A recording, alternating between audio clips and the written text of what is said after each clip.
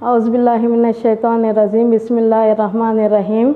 अस्सलाम वालेकुम प्यारे बच्चों, आप तमाम लोगों का मैं संवेदा ई लर्निंग क्लास में इस्तकबाल करती हूँ। मेरा नाम अमीना सुल्ताना है। Government Urdu high school Mahagaon taluka Kalaburagi में मैं माउन मौलिमा के तौर पर अपने खिदमत अंजाम दे रही हूँ। मेरा मज़मून समाजी साइंस है। आज मैं जमात नहुम का एक उन्वान तारीख़ का एक सबक ले रही हूँ।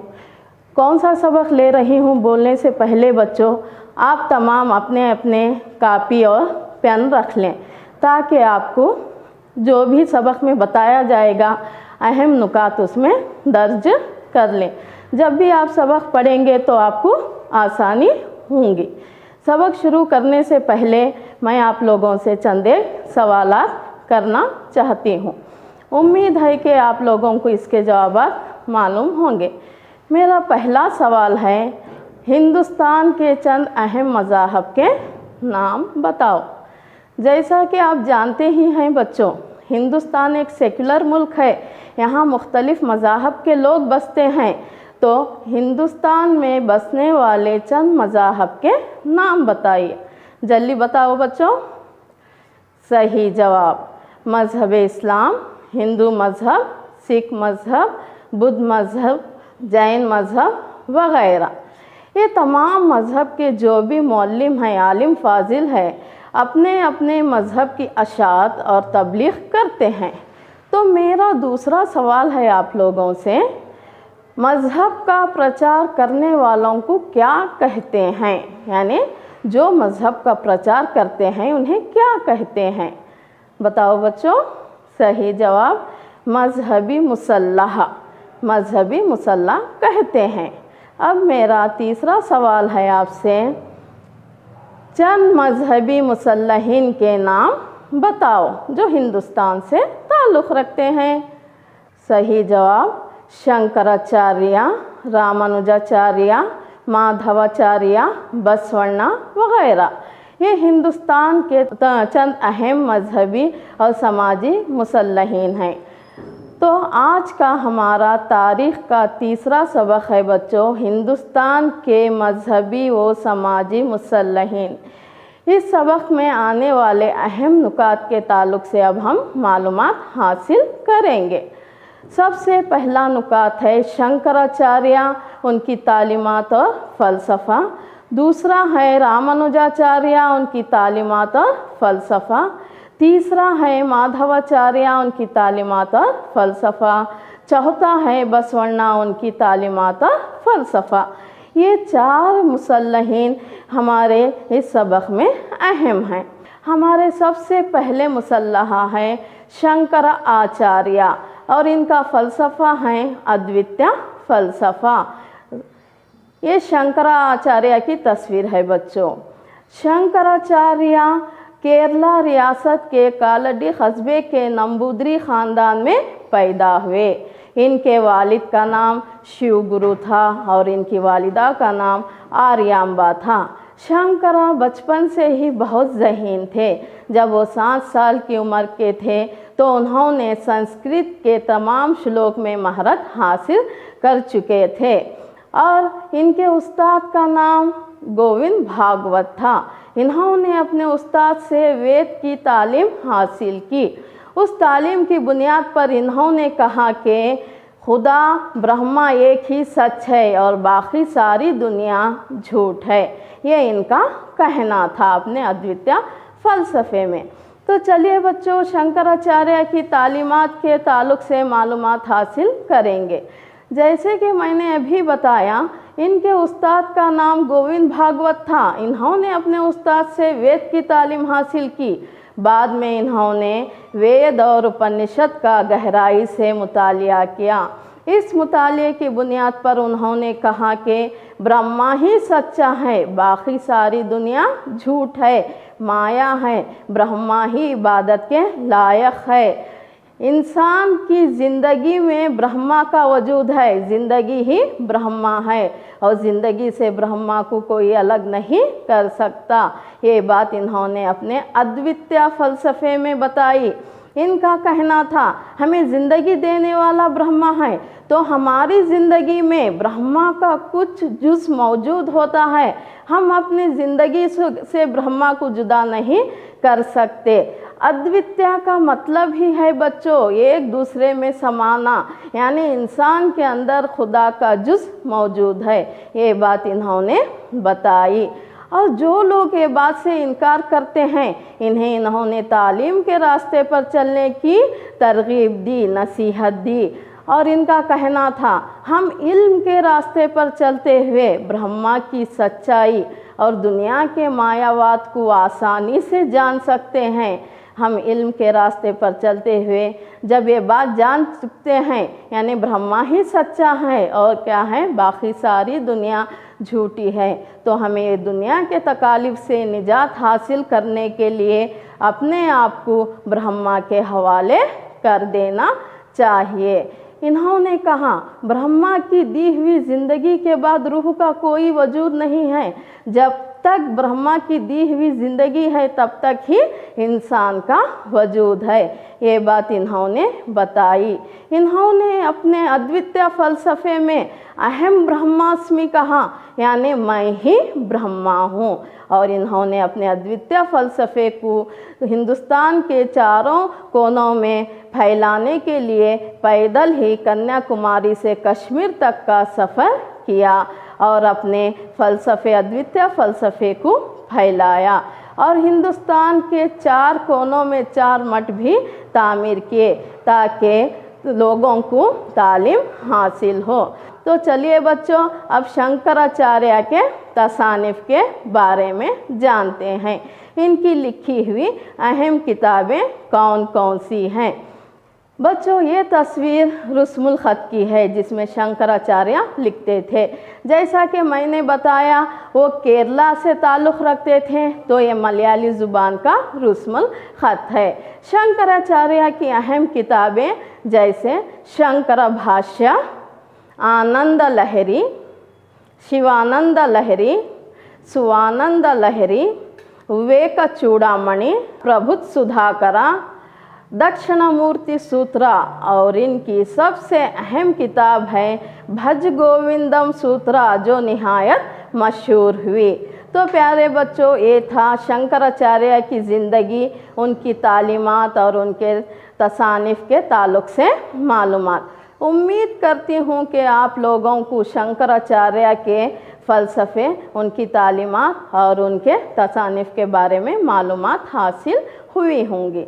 अब हमारे दूसरे मुसल्लहा हैं रामानुज आचार्य। रामानुज आचार्य का फ़लसफ़ा विशिष्ट अद्वितीय फ़लसफ़ा कहलाता है बच्चों।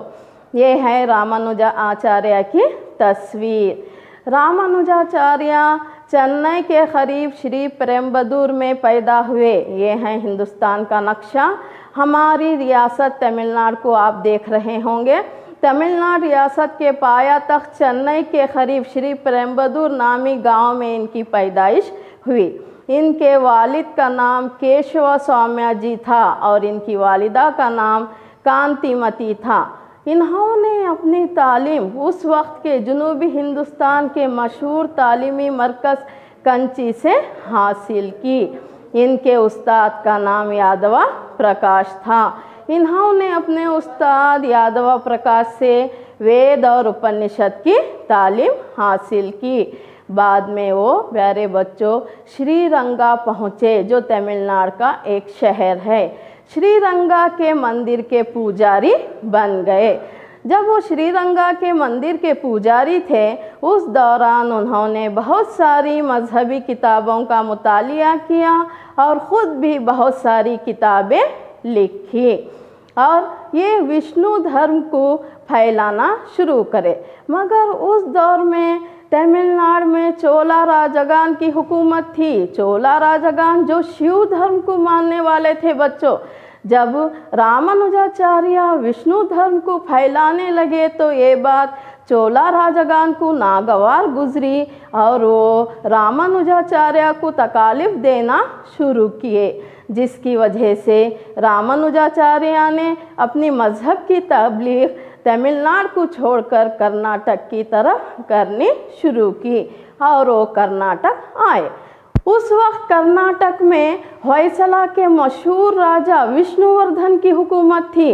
विष्णुवर्धन ने रामानुजाचार्य का अपने दरबार में इस्तकबाल किया और कुछ दिन रामानुजाचार्य विष्णुवर्धन के दरबार में मुकीम रहे और बाद में वो मंड्या ज़िले के मेलकोटे चले गए और वहाँ शिव का मंदिर तामीर किया। मेलकोटे का चलुवा नारायण के मंदिर के नाम से बहुत मशहूर है आज भी।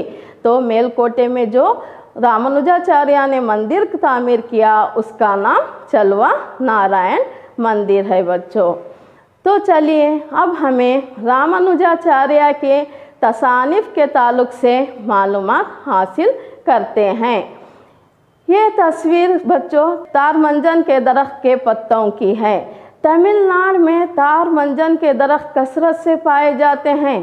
क़दीम उलमा इन दरख्त के पत्तों को पेपर की तरह इस्तेमाल करते थे और उस पर लिखते थे। इसका ये एक नमूना है। तो रामानुजाचार्य के लिखे हुए तसानिफ के नाम हैं वेदांत संग्रह, वेदांत सारा, वेदांत दीपिका, श्री भाष्य और इनकी सबसे अहम किताब है ग्रंथ गीता। तो ये रामानुजाचार्य के तसानिफ के नाम हैं।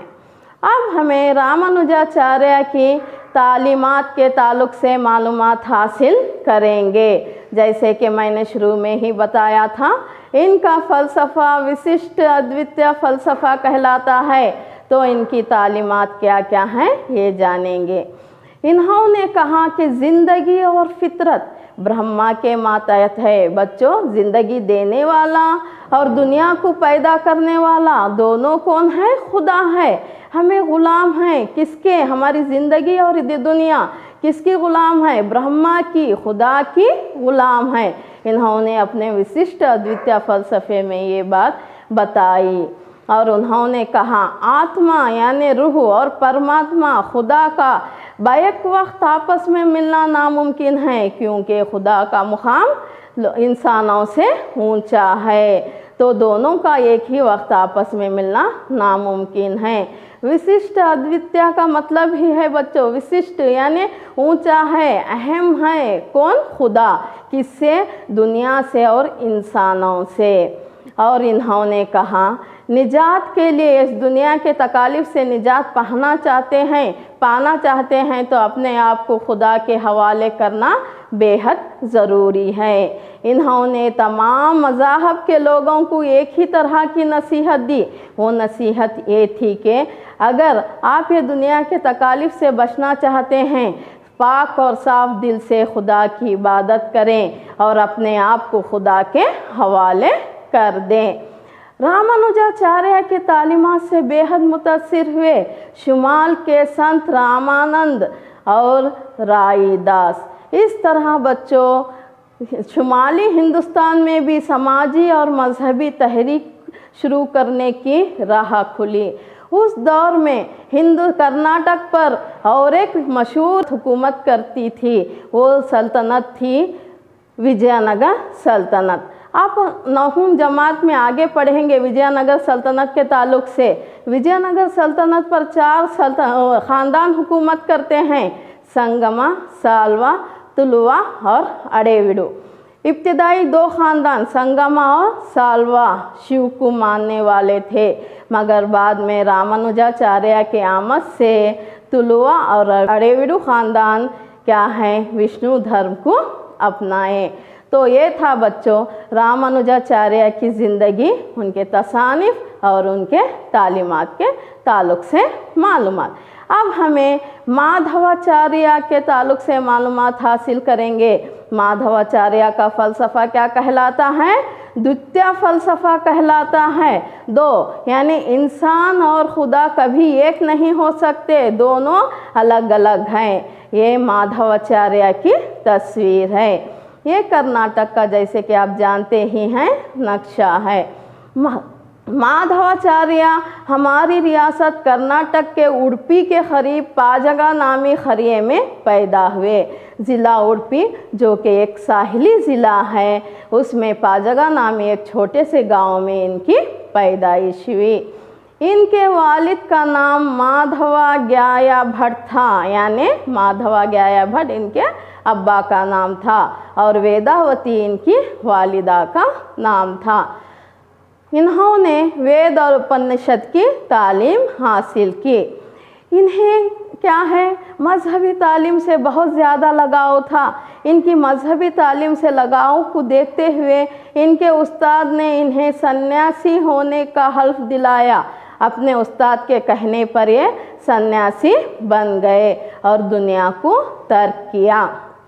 और जब ये तालिब इल्म थे बच्चों, दौरान तालीम अपनी तालीमी सलाहियत का ख़ुद से इस्तेमाल करते हुए मजहबी शास्त्रों में मौजूद इख्तिलाफ़ात को लेकर अपने असातिज़ा से ऐसे सवाल करते थे कि उनके असातिज़ा उनके जवाब देने के लिए लाजवाब हो जाते थे। बाद में ये हड़क के गोपीचंद नामी मिट्टी के तोदे में रहने वाले श्री कृष्णा की मूर्ति को लाकर उडुपी में नस्ब किया और वहाँ उसकी पूजा करने लगे। तो बच्चों, अब हमें माधवाचार्य की तालीमात देखेंगे। माधवाचार्य ने कहा, दुनिया एक वहम नहीं है या ख्याली चीज़ नहीं है, वो खुदा की तरह अटल है। जिस तरह खुदा का वजूद एक हकीकत है जिसे हमें झुटला नहीं सकते, इसी तरह दुनिया भी एक हकीकत है, उसे हमें झुटला नहीं सकते। ये बात माधवाचार्य ने बताई और उन्होंने कहा, खुदा का इसकी मखलूक़ात के साथ हाकिम और मुहक्कुम का ताल्लुक़ है, यानी आका और ग़ुलाम, यानी इसके बंदों के साथ खुदा का आका और ग़ुलाम का ताल्लुक़ है। ये बात माधवाचार्य ने बताई। और विष्णु की अगर अक़ीदे के साथ इबादत की जाए तो रूह को निजात हासिल होती है। यही विष्णु के परस्तार थे। इन्होंने कहा, अगर विष्णु की इबादत सच्चे दिल से की जाए तो हमें इस दुनिया के तकालीफ से क्या होती है, निजात हासिल होती है। इस तरह से माधवाचार्य ने लोगों को विष्णु की इबादत करने की तरफ राग़िब किया। इनका कहना था, विष्णु और नारायण दोनों एक ही हैं, इनकी सच्चे दिल से इबादत करनी चाहिए। तो द्वितीय का मतलब है, जो इनका फ़लसफ़ा है बच्चों, दो अलग अलग चीज़ें। तो खुदा और इंसान आपस में एक नहीं हो सकते। खुदा का भी मुकाम क्या है, इंसान से बहुत ऊंचा है। ये बात इन्होंने बताई माधवाचार्य ने। तो चलिए बच्चों, अब हम माधवाचार्य के अहम तसानिफ़ के ताल्लुक़ से मालूमात हासिल करते हैं। माधवाचार्य ने कौन कौन सी किताबें लिखी?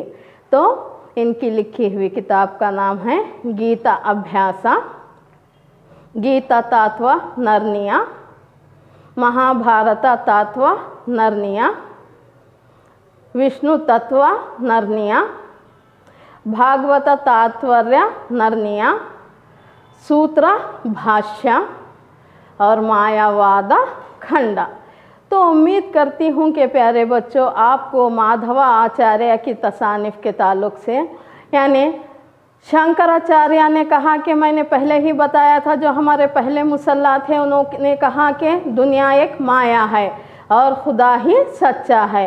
मगर माधवाचार्य ने कहा दुनिया माया नहीं, जिस तरह खुदा एक अटल है, दुनिया भी एक हकीकत है और खुदा का मुकाम ऊंचा है, किससे? बंदों से। ये बात उन्होंने बताई।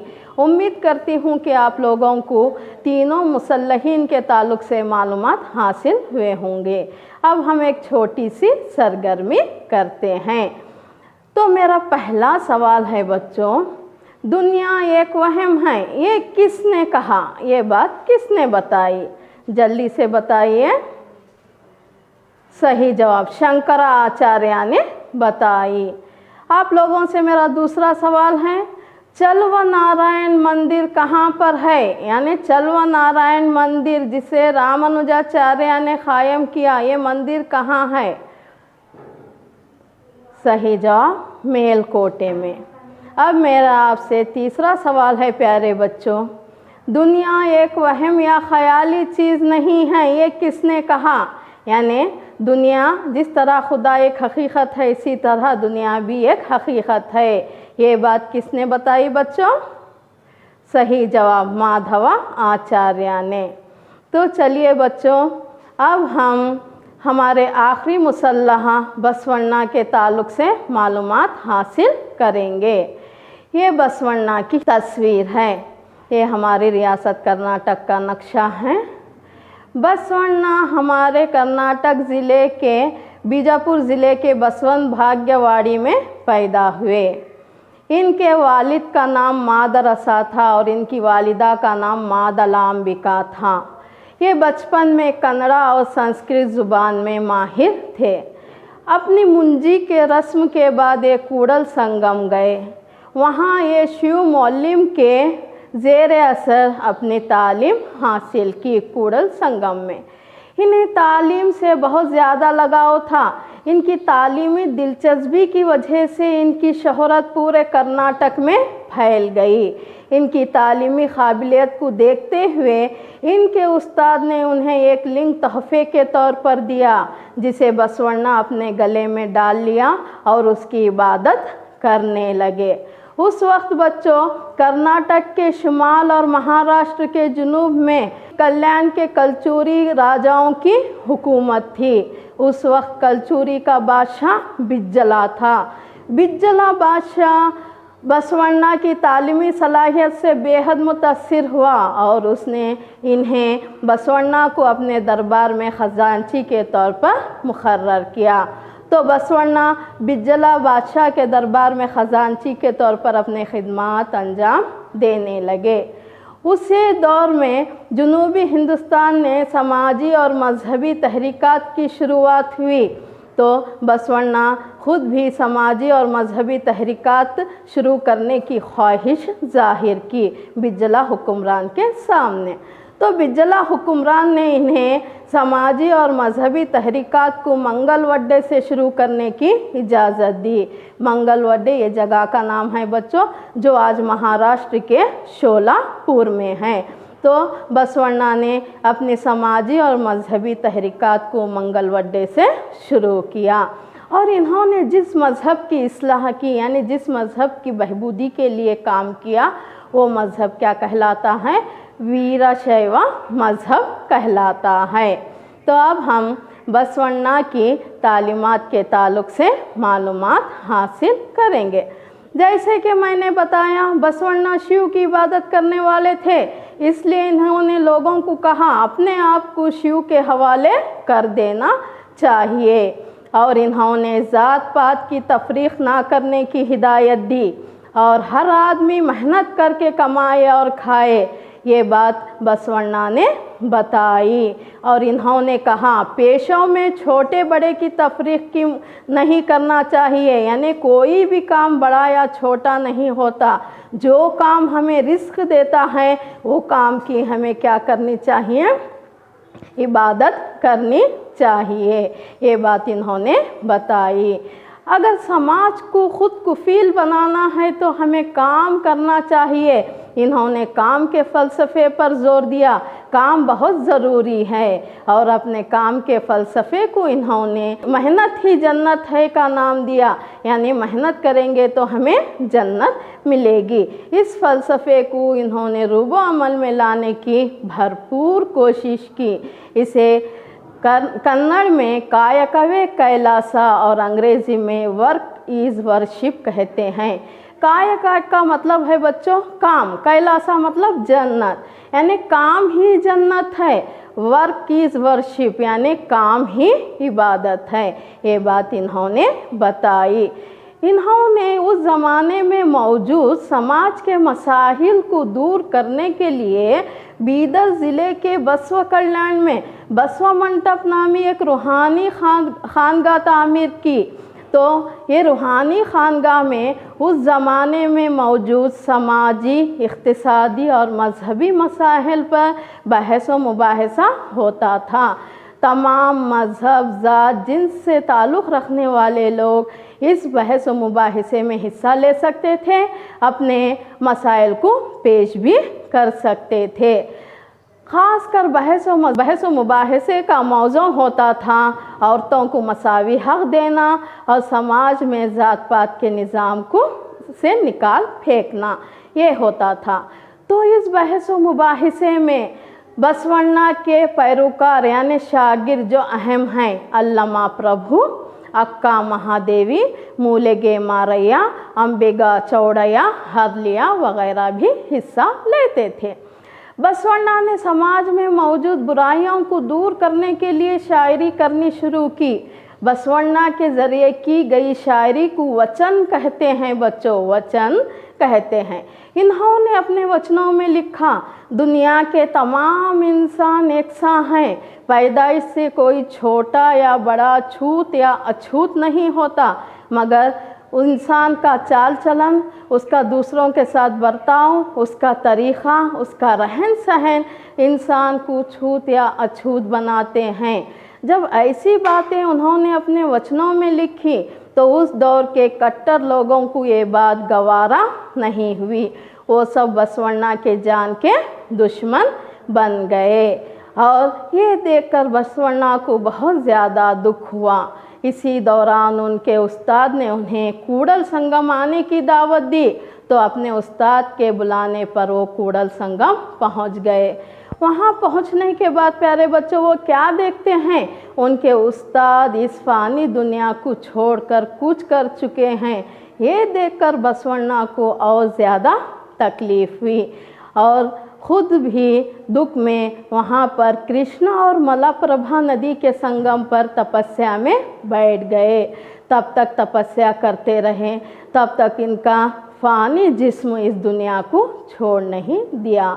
तो बच्चों, ये तमाम हमारे समाजी और मजहबी मसलहीन अपने अपने फ़लसफ़े, अपने अपने तालीमात और अपने अपने तरीक़े से समाज में मौजूद बुराइयों को दूर करने की कोशिश किए और एक नए समाज की ताबीर करने की कोशिश किए।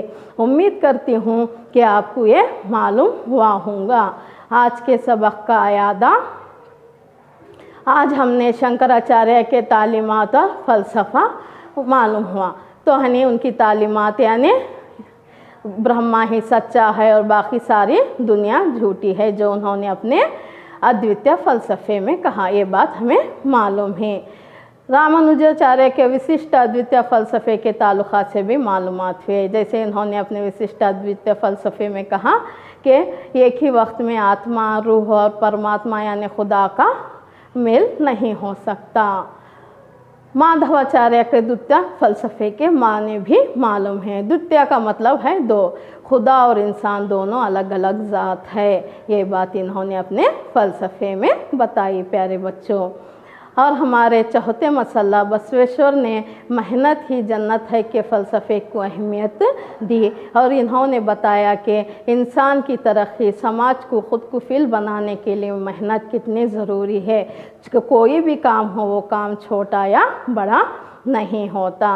तो चलिए बच्चों, जो अब मैंने सबक पढ़ाया है उसके ताल्लुक़ से आप लोगों से चंद एक सवालात करती हूँ। उम्मीद है कि आप लोग इसके जवाब देंगे। मेरा पहला सवाल, अद्वितीय फ़लसफ़े की तबलीग़ किसने की?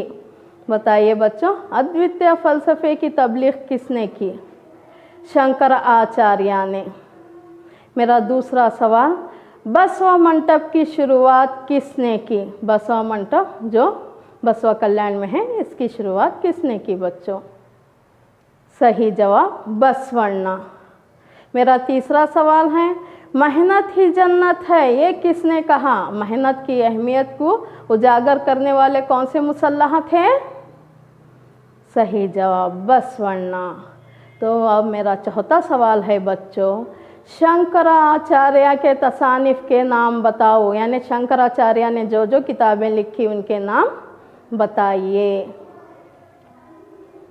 सही जवाब शंकरा भाष्य, आनंद लहरी, शिवानंद लहरी, विवेक चूड़ामणि, प्रभु सुधाकरा, दक्षिण मूर्ति सूत्र वगैरह।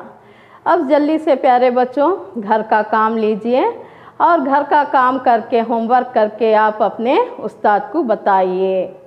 मेरा पहला सवाल है, बसवेश्वर ही की तरह दीगर वचन लिखने वालों की तस्वीर जमा कीजिए। जिस तरह बसवेश्वर ने वचन लिखे शायरी की, वैसा ही दूसरे वचन और शायरों के क्या करना है, तस्वीर को जमा कर एक एल्बम बनाना। शुक्रिया, अल्लाह हाफिज़।